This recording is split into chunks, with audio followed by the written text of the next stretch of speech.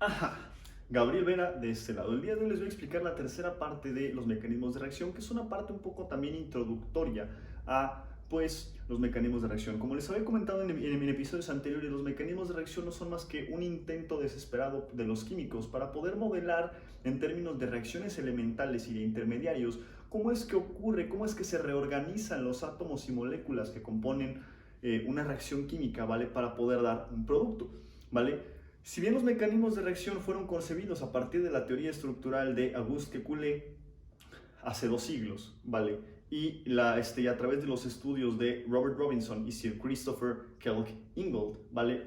A través de sus reacciones de halogenación, ¿vale? Pues tienen que ser soportados también con observaciones experimentales, como por ejemplo resonancias magnéticas nucleares, espectroscopía IR, Raman, masas, MALDI, TOF, etc. ¿Vale? Entonces, no nada más es proponer los mecanismos de reacción, sino es también referenciarlos o más bien basarnos en observaciones experimentales para poder garantizar que la reacción está siguiendo ese camino y no otro, aunque pudiese sonar muy lógico, porque eso suele pasar. Hay mecanismos de reacción que nos suenan extraordinariamente lógicos y en la vida real la reacción ocurre o se va por un camino ligera o totalmente diferente, ¿vale? Entonces, como les había comentado en el episodio anterior, Sir Christopher Kelk Ingold, había trabajado hacia 1920, ¿ok? Con las reacciones de halogenación, y él ya se había dado cuenta que las reacciones de halogenación con sustratos primarios y secundarios dependen de la velocidad de estas reacciones, depende de la concentración de los dos reactivos, ¿vale? Y se dan en un solo paso, ¿vale? Es decir, son reacciones elementales. Las reacciones elementales son aquellas que se dan en un solo paso, ¿vale? Pero él se dio cuenta que cuando utilizaba sustratos terciarios, la velocidad de la reacción solo dependía de la concentración de este sustrato terciario y estas reacciones se llevaban a cabo en 2 pasos. De ahí entonces que a él es el que se le conoce como el padre de las sustituciones nucleofílicas unibimoleculares, porque fue él quien se dedicó a establecer pues esa nomenclatura de SN1, SN2, sustitución electrofílica aromática, etcétera, ¿vale? Que utilizamos hoy en día, ¿vale? Entre muchos otros, ¿cómo les podré decir?, conceptos importantes en la química orgánica y específicamente en el ámbito de los mecanismos de reacción. Si bien los mecanismos de reacción fueron estudiados utilizando la mecánica cuántica por primera vez por Henry Eyring, y él es el que se le conoce como el padre de la cinética química, ¿vale? Uno de los fundadores de la cinética química. Lo que Henry Eyring hizo fue graficar, o más bien sí, graficar una superficie de energía potencial como función de las coordenadas internas que representen el avance de la reacción, es decir, la coordenada de avance de reacción, para dejarlo en términos más sencillos. Lo que él está graficando es energía potencial versus esta coordenada, es decir, cómo la energía aumenta, disminuye y demás, llegas a mínimos y a máximos locales o globales en la superficie de energía potencial, y entonces tú puedes modelar el mecanismo de reacción. ¿Vale? Entonces, yo sé que una superficie, estamos hablando de una gráfica tridimensional. En este caso la estoy simplificando como un perfil energético, ¿vale? Que es una gráfica meramente bidimensional, pero es solo para fines didácticos, ¿vale? Pues él encontró con que había 2 tipos de puntos, ¿ok? Los puntos de silla y los puntos de valle, donde los puntos de valle representan mínimos locales en la superficie de energía potencial que representan una configuración, una conformación o un producto estable. Acuérdense que la termodinámica nos dice que todo siempre va a ir de mayor a menor energía, ¿vale? Es decir, siempre estamos buscando ser más estables. ¿Y cuál es la configuración más estable? La que tenga menor energía, ¿ok? Y también la que nos permita aumentar nuestros grados de libertad, es decir, el cambio de entropía sea siempre mayor a 0, ¿ok? ¿Vale? Mientras que los puntos de silla, como una silla de montar, porque no se parece a una silla de esas elegantes, ¿vale? Representan los máximos en la superficie de energía potencial, que corresponden a la energía máxima que pueden tener los sustratos que están involucrados en la reacción, ¿vale? Esta máximo se le conoce como el estado de transición, y es justo en el instante en el que está ocurriendo la reacción, es decir, cuando ya se venció la famosísima energía de activación, ¿vale? Esta es la energía de activación, ¿vale? Que de acuerdo a la teoría de las colisiones de Svante-Arrhenius es la energía mínima como para que pueda empezar una reacción, ¿vale? Nosotros podemos modelar esta reacción donde tenemos reactivos, estado de transición y productos, ¿vale? De la siguiente manera: tenemos al sustrato A en cierta proporción, el sustrato B en cierta proporción, que al combinarse producen al sustrato C en cierta proporción, y un cambio en la energía libre de Gibbs de la reacción, que es menor a cero, es decir, nuestra reacción es espontánea. Nótese que el que la reacción sea espontánea implica que los productos tienen menos energía que los reactivos en la mayoría de los casos, ¿vale? Puede haber casos opuestos, ¿ok? ¿Vale? Pero también no quiere decir que porque sea espontánea en términos termodinámicos, quiere decir que la reacción va a ocurrir solo porque sí. Por ejemplo, la reacción entre el hidrógeno y el oxígeno moleculares es espontánea, pero si yo los mezclo en un globo o en un cuarto, el hidrógeno y el oxígeno no van a reaccionar entre ellos. Yo me voy a morir 100 veces antes de poder ver una gotita de agua formándose, ¿vale? Y eso es porque se tiene que vencer la energía de activación, es decir, necesitamos llegar al estado de transición. Las moléculas están colisionando, de acuerdo a la teoría de Svante-Arrhenius, ¿vale? Y Svante-Arrhenius proponía que hay dos condiciones importantes que tenemos que cumplir para que una reacción pueda ocurrir. La primera de ellas es que las moléculas o los átomos involucrados en la reacción colisionen con la energía cinética suficiente como para que se venza la barrera de repulsión coulombica que existe entre sus respectivas nubes electrónicas. Nótese que los átomos, ¿ok?, pues son núcleos positivos de protones y neutrones rodeados por electrones, ¿vale? Entonces tenemos nubes de electrones que los están protegiendo, ¿vale? Y estos electrones, pues al ser cargas negativas, ¿okay?, entre unos y otros pertenecientes a los distintos átomos, pues se van a repeler. Repulsión coulombica, los iguales se repelen. Entonces yo necesito vencer esa energía de repulsión, haciéndolos colisionar con suficiente energía como para que se establezca un enlace químico, ¿ok?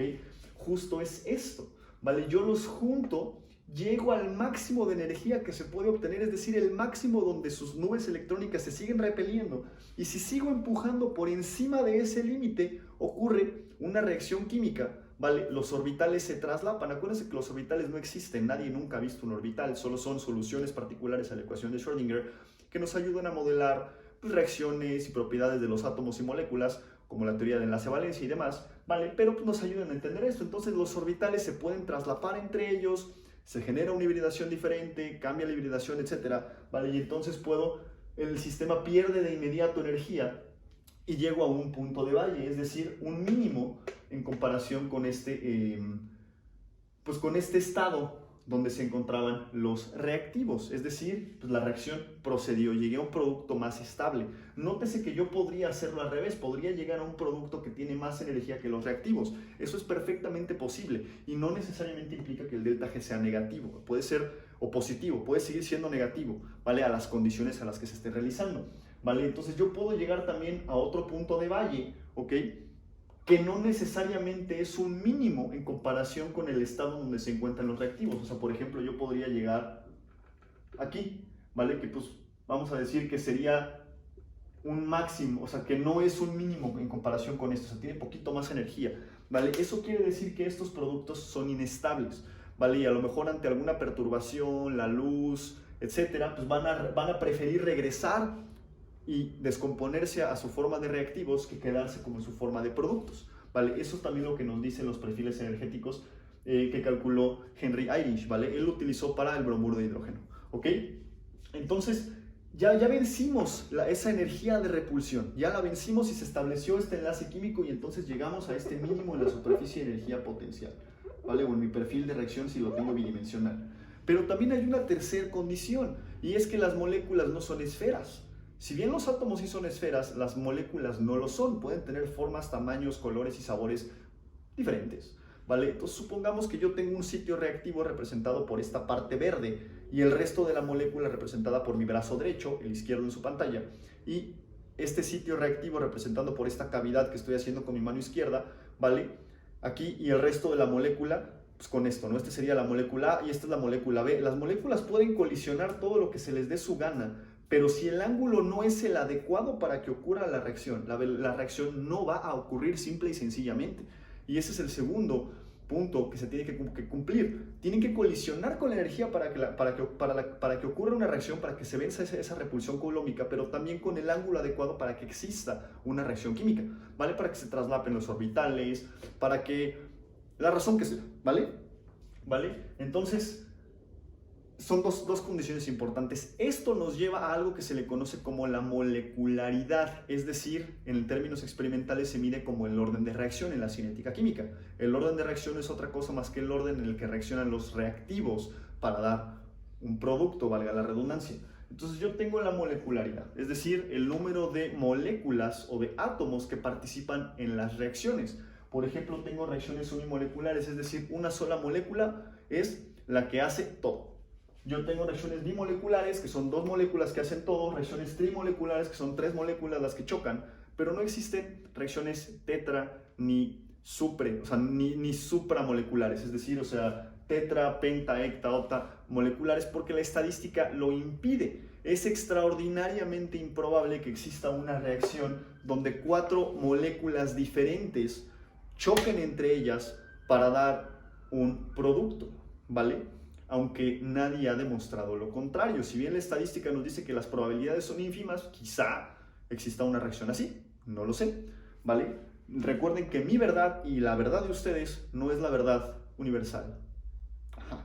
Entonces yo tengo la molecularidad de la reacción, ¿vale? Y esta, pues no es otra cosa más que la ecuación de Arrhenius. La constante de velocidad depende del factor preexponencial A, que es un factor relacionado con las colisiones de las moléculas, E a la menos energía de activación entre RT. Esto quiere decir que a mayor temperatura, la gran mayoría de las reacciones se favorece. Y si yo aumento demasiado la energía de activación, la velocidad de la reacción se abate. Esto quiere decir que la energía necesaria para que ocurra la reacción es muy grande y necesito de condiciones muy drásticas, ¿vale? Que pueden llevar a la descomposición de mis reactivos antes de que puedan llegar a productos. O incluso llego a los productos, pero a lo mejor la energía liberada no alcanza para continuar con la reacción o tengo alguna otra complicación, ¿vale? ¿Dudas hasta aquí? Espero que no. Dejen en la caja de comentarios y vamos a la segunda parte del video. Antes de la segunda parte del video se me estaba olvidando explicar lo de las reacciones elementales. Las reacciones elementales, como les decía anteriormente, son reacciones que se llevan a cabo en un solo paso. Pese a que existen más de 9600 y tantas reacciones elementales, o tal vez más, ¿vale? De las que yo tenga conocimiento, ¿ok?